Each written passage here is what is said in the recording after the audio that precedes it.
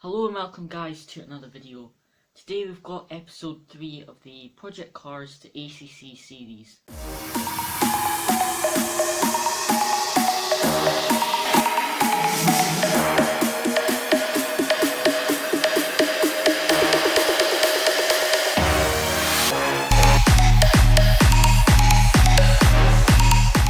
This is to help new sim racers and also sim racers who have come from sims like Project Cars to ACC.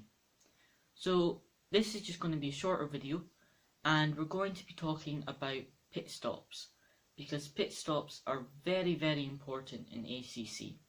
Also let me know in the comments down below what you'd like to see in episode 4 so I know what topics you would like me to have a look at, whether it's setups, cars, etc. So pit stops, as I said, are very important. ACC is endurance racing, quite simply. So it's vitally important to know how to do a good pit stop.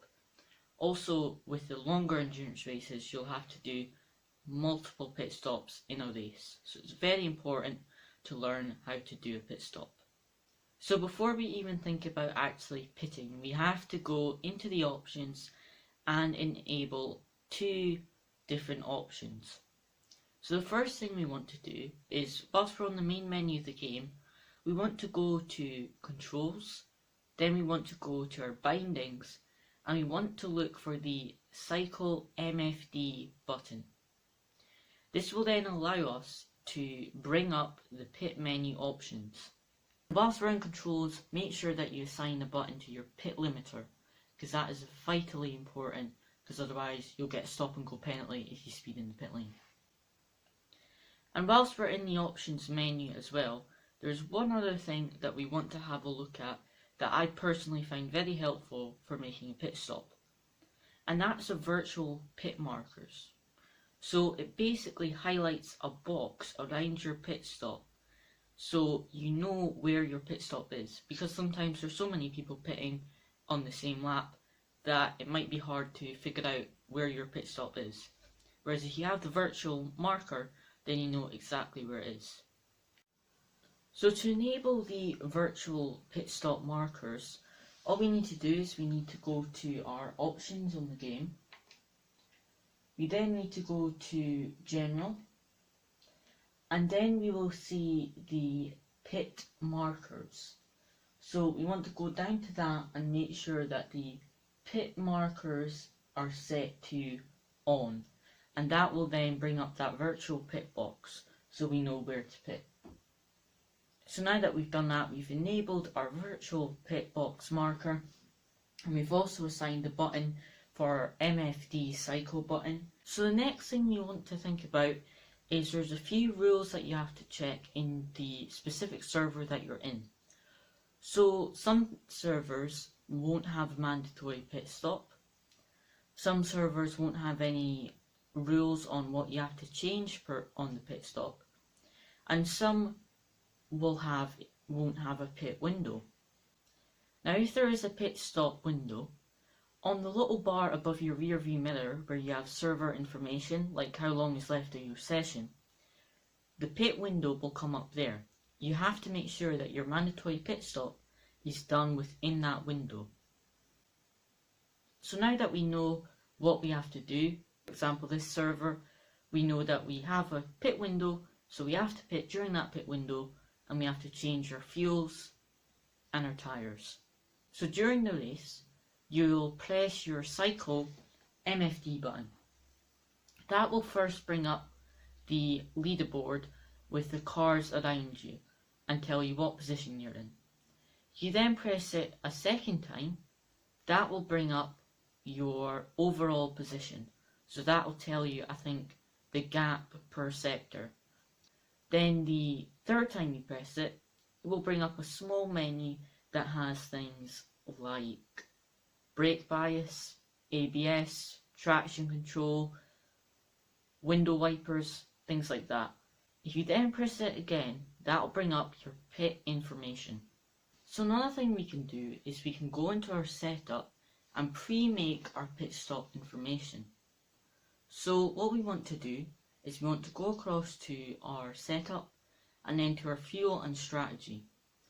Here we can do things like pre-make when we want to change tyres, add fuel, things like that. So the first thing we'll notice is the fuel and tyres set that we want to start the race on, and then under that we'll have the pit stop information. So we can select our pit stop number, so if we're going to pit multiple times in the race, so we can select what we want to do for pit stop number 1, pit stop number 2, pit stop number 3, etc. Under that we have things like how much fuel we want to add and our tyre set. So if you want to change tyres, select a different tyre set to the one we're starting on or the one that you're racing on at that time. If you don't want to change tyres, put it on the same set that either you're starting the race on or that you're racing on when you come into the pits. Then under that you can select tyre pressures. We can also then under that select our brakes. So if we don't want to change brakes, just put it onto the same brake pad that we're starting the race on or that we're racing on when we come into the pits. So once you've had a look at that and you've made up your pit stop strategy, then when you start the race, you're racing and you're either near the pit window or you're at the pit window and you want to check your pit stop. Here's how you do it. You want to press your cycle MFD button. So I've got it selected to this button here. So we can select what pit stop number it is. So if we've made multiple pit stops and we've pre-made them in the setup, we can select that pit stop on the top bar. Under that we can then select how much fuel we want to add. And then we can select if we want to change tyres and what pressure we want them on. The other thing we want to have a look at is the brakes. So most races, unless I think it's maybe around 12 hours or something, I'm not 100% sure, but most like 1, 2, 3 hour races, you won't need to think about changing your brakes. So there you can select whether or not you want to change brakes. Under that it has the time required for the pit stop. So if you want to just change your tyres and add fuel, the pit stop is usually 30 seconds. However, if you have damage, that will go up. So at the bottom it will actually show if you want to repair damage or not. So to figure out if you have damage, it's a very helpful thing. If you select I don't want to change brakes, so no on brakes, no on tyres and 0 litres of fuel, the pit stop should be 000 seconds if you have 0 damage, because you're not doing anything in the pit stop. But if you have damage, if you have time on the pit stop and nothing else is being done, only damage, that time is the amount of time it's going to take to repair all the damage. You can also select whether or not you want to repair the damage or not, and also you can figure out if it's suspension or bodywork by just pressing yes or no and seeing if the time's still there. So last but certainly not least, we need to get in the pit lane. So the first thing is every single track has a different pit entry and a different point where you need to enable your pit limiter. So make sure you know what button your pit limiter is so you can quickly press it. And because all the tracks are different, I'd recommend whilst you're in maybe the practice session, just drive into the pit lane at the end of a lap to practice the entry. So there's a few really important things that you need to know. The pit limiter line. So there'll be a little box that'll be above me here, and this shows what the pit limiter line is. So there's usually a little sign as you come into the pit lane that tells you when you have to be doing the speed limit for the pit lane. So if you don't have your pit limiter on when you cross that line, you'll get a stop and go penalty for 30 seconds. And it can destroy your race. Trust me, it's happened to me before.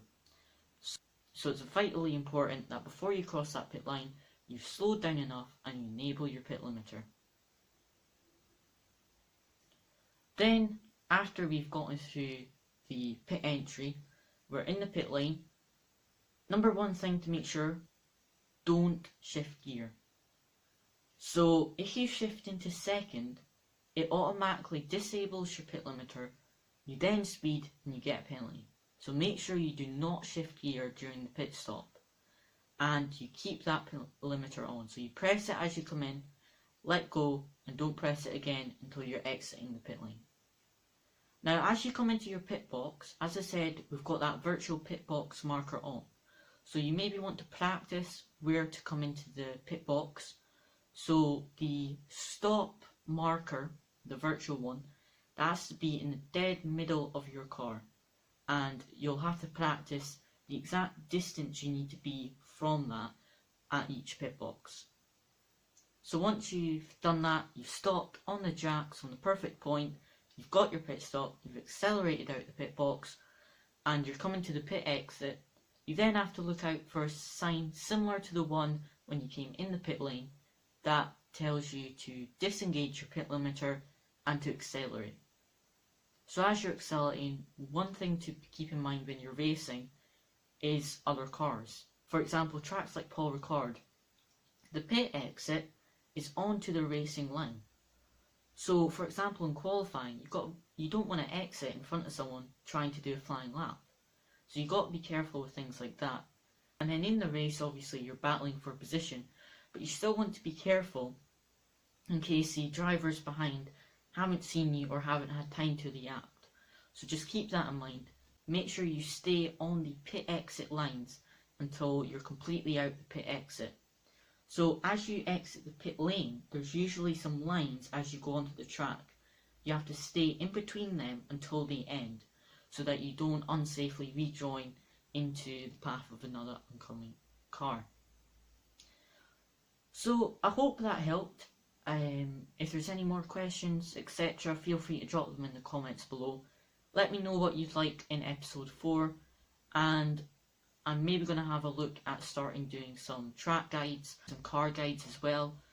Subscriber suggested that, so just letting you know what cars are good for what, and we'll do some videos like that. And I'm also planning on doing a fun video sometime, playing with a controller on ACC. So if you would like a fun video like that, let me know in the comments down below what you'd like to see next. Thanks again for watching. Please leave a like and subscribe. Have a good day.